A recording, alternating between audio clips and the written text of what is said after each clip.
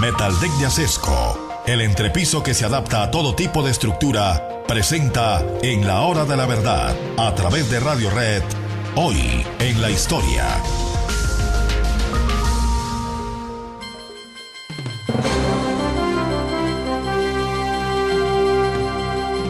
Bueno, queridos amigos, estamos próximos al 14 de julio, que es la fiesta nacional de Francia, para rememorar la toma de la Bastilla.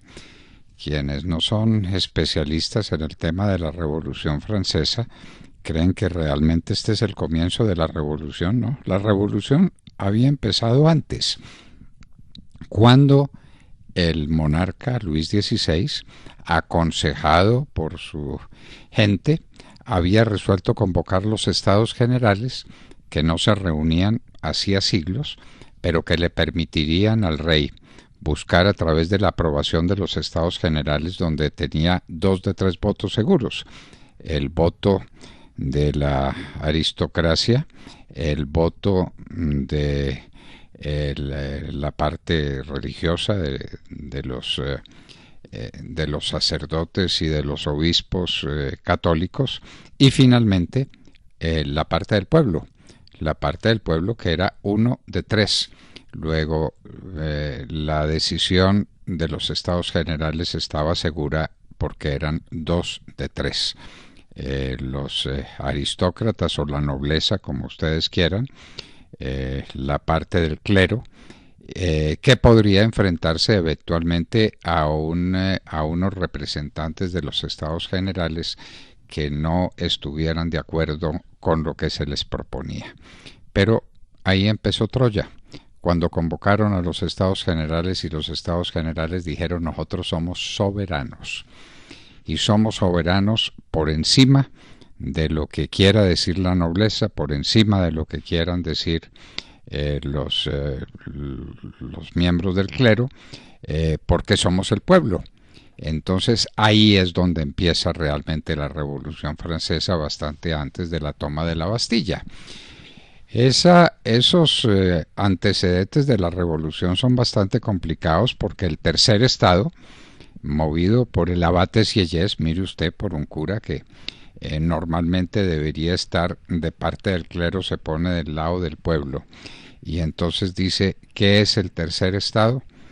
El tercer estado tiene que ser algo, y ese algo se convierte en el comienzo de la Revolución. El tercer estado se convierte en Asamblea General, y eso está ocurriendo en días como hoy. Eso no es cuestión de un solo día. Unos debates muy duros entre los partidarios de la vieja nobleza y de la antiquísima monarquía. Era la monarquía más antigua del mundo, la monarquía de los Capetos. Entonces había que buscarle a eso una salida. El pueblo se define autónomo, se define dueño del poder político, y entonces es cuando viene ya el comienzo de la Revolución, y estamos entre el 9 y el 11 de julio de 1789. Una controversia supremamente fuerte, un estado de ebullición de todas las pasiones, donde el pueblo ha dicho: ¿qué somos? Somos el pueblo, somos los dueños, y el rey tiene que someterse a nuestros dictados, y no aceptamos que venga el rey a poner veto a las decisiones que tome la asamblea.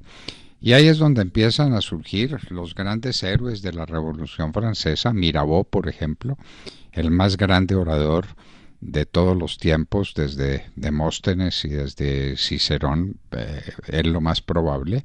Pues Mirabeau, ese grande hombre que se dice que estaba al servicio de la corona por estipendios que se le pagaban, porque Mirabeau era hombre bastante descuidado en el manejo de sus cosas personales, vivía lleno de deudas, y los reyes y especialmente la reina estaban en contacto con él para darle el dinero que necesitaba para sobreaguar de sus muchas deudas. En todo caso, Mirabeau, un inmenso orador político, tal vez como no ha habido otro en muchísimos siglos de historia. Mirabeau, el abate Sieyès, que era el hombre del pensamiento, el hombre profundo y el hombre que le estaba dando espacio a ese tercer estado ya convertido en Asamblea General, que prácticamente nace a la luz un día como hoy, el 9 de julio.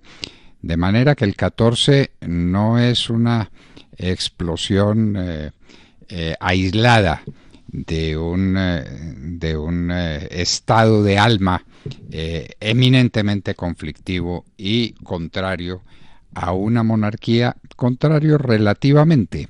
Al rey todavía le tenían respeto, el rey era pues nada menos que el que representaba todas las glorias de Francia durante muchos siglos, de manera pues que esto era lo que estaba ocurriendo. La decadencia del prestigio del rey surge cuando trata de salir fugitivo de Francia y es capturado en Varennes antes de que pudiera llegar a la frontera con Austria, que era el país de su esposa, de María Antonieta. 9 y 11 de julio son días claves en la historia de la Asamblea General, que es el comienzo de un sistema democrático que sería después muy complicado cuando se convierte en el sistema del terror en manos de Robespierre. Asunto y posterior al 14 de julio, a la fecha de Francia, a la fecha de la Revolución, cuando el pueblo se lanza sobre la Bastilla, que había sido detestada por todos, temida también por todos, porque era una especie como representación de lo que era un poder que ya hacía agua y que ya empezaba a desaparecer en el corazón de los franceses. En un día como hoy, 9 de julio, es cuando prácticamente surge la Asamblea General, que se convierte en una especie de congreso, tal vez el primer congreso democrático nacido de unos estados generales convocados por el rey. Miren ustedes lo que son las paradojas de la historia. Esto es lo que pasaba el 9 de julio de 1789, en vísperas de la toma de la Bastilla. Hoy en la historia, en la hora de la verdad, 9 de la mañana, 1 minuto. En tu próxima obra, metalízate. Con Metal Deck, cambia el sistema tradicional de entrepiso por el revolucionario Metal Deck Acesco. Con mayor fuerza estructural y más resistente a la corrosión, al fuego y al paso del tiempo. Metal Deck cambia la forma de construir, cambia la vida. Exige calidad Acesco.